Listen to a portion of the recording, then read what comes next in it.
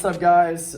So we are moving on into our geometry journey here. We're on 2.3, which is parallel and perpendicular lines. So you guys might have had a little bit of this when you were in algebra, but we got to go back over it in order for us to understand a little bit more stuff about geometry here. So the first thing we're going to look at is exactly what do I mean about parallel and perpendicular lines, okay? So we're going to look at some attributes that kind of go along with this and kind of what they look like at the same time. So follow along with your notes and we'll make this thing happen. So when I'm talking about parallel lines, again, you guys always have been taught, think about train tracks. Those two train tracks are never going to touch each other, so they're parallel to each other all the time. They're never going to touch. So parallel lines are going to kind of look like this. Okay, they're never going to touch. Okay, but at the same time, we got to think of that graphically. Okay, so parallel lines are always going to have the same slope.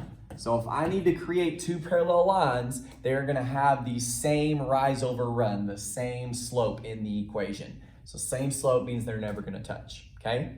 Now, perpendicular lines is the opposite of parallel because they are going to meet at an exact T. Perpendicular means they meet at a 90-degree angle. They're going to make a perfect cross here. So with this being said, I want to do my best to do this. They're going to meet at a perfect cross. Perpendicular lines, okay? And the thing about perpendicular lines is they are going to have something called opposite reciprocal slopes. And what that means is, let's say you have a line that has a slope of 2/3, okay? When I say opposite reciprocal, opposite means you're going to change the sign. So 2/3 is positive. So the opposite reciprocal, opposite would be negative. Then I'm going to flip it. So 3/2. So this, ladies and gentlemen, would be the opposite reciprocal. So if you need to make a line that is perpendicular to another one, make sure they are opposite reciprocals. And one way to test this, if I was to multiply these out together, it would come out to equal -1. Because 2 times 3 is 6, 3 times 2 is 6, that would come out to be negative. 6 divided by 6 is 1. So remember, parallel lines, same slope. Perpendicular lines, opposite reciprocal, okay? So let's move into some examples down here. So here we go. So look at example number 1 here. It says, write the equation of a line that is parallel to y equals 1/2 x plus 9 that passes through the point -5, 8. So again, key word here is parallel. We want to make sure my new equation I'm going to create is going to be parallel to the equation above. So I remember y equals mx plus b is going to be slope-intercept form, correct? I know automatically if I want it to be parallel, they have to have the same slope. So that means the slope is automatically going to be 1/2. And then I know that it's going to pass through the point -5, 8. So I have also been given already an x and y coordinate. If I'm going to write something in slope-intercept form, I need the slope and I need the y-intercept. So that means I need to find the y-intercept to plug into here. Well, look, I already have my y-coordinate. I already have my slope. I already have my x-coordinate. Now I just need to solve for b, correct? Okay, so I'm going to go ahead and just erase this, and I'm going to bring it up. I'm going to chop video here, okay? Bring it up just a little bit. All right, awesome. Okay, so let's go ahead and solve for this. So I know 1/2 of -5 is going to be -2.5. Then to get b by itself, all I have to do is add 2.5 to both sides. So this is going to cancel. So b is going to be equal to 10.5. So that's my b value. I'm not done yet because I got to write the equation of the line that is perpendicular or parallel to that and passes through this point. So here we go. So I know slope-intercept form is y equals mx plus b. Well, again, the slope is 1/2. And then my b coordinate I found is going to be 10.5. So this, ladies and gentlemen, is going to be the equation that passes through the point -5, 8, and it is parallel to this line because they have the same slope. Okay? All right, let's look at example number 2 now. So on example number 2 here, down here, I'm gonna zoom in on it. It says, what is the equation of the line that is perpendicular? Remember, it says perpendicular. So that automatically means opposite reciprocal. Correct? They're gonna be opposite, and it's gonna pass through this red point that is on the line. Well, the first thing I need to do is I need to find the slope of my equation here to figure out what exactly is going to be my slope here.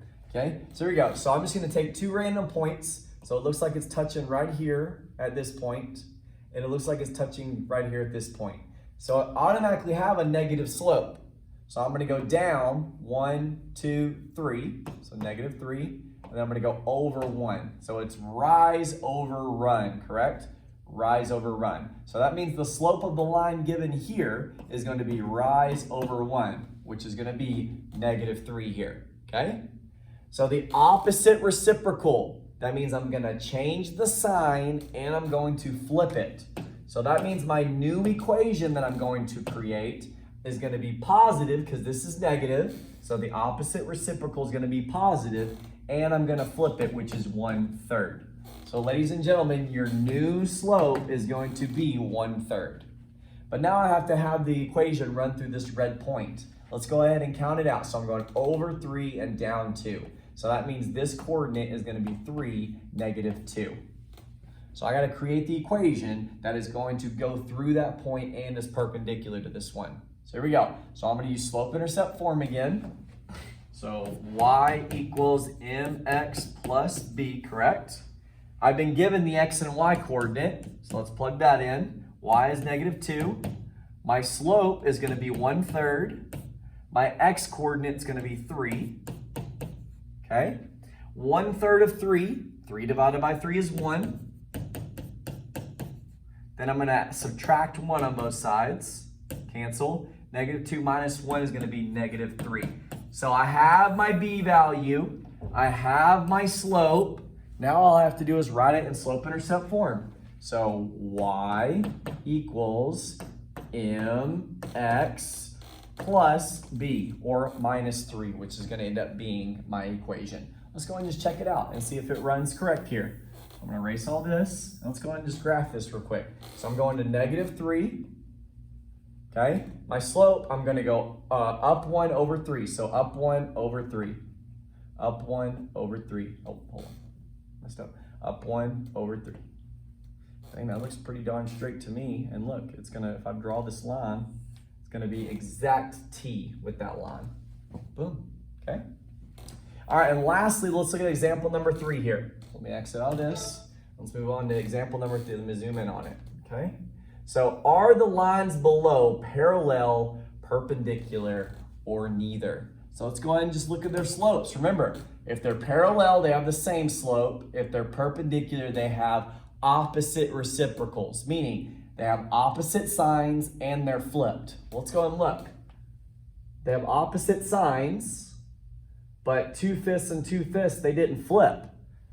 They're not the same exact thing, so it's not parallel and it's not perpendicular. So ladies and gentlemen, this one would be neither, because neither one of those is going to be parallel or perpendicular, okay? So ladies and gentlemen, I hope this is enough to help you guys figure out the exact equations of parallel and perpendicular lines.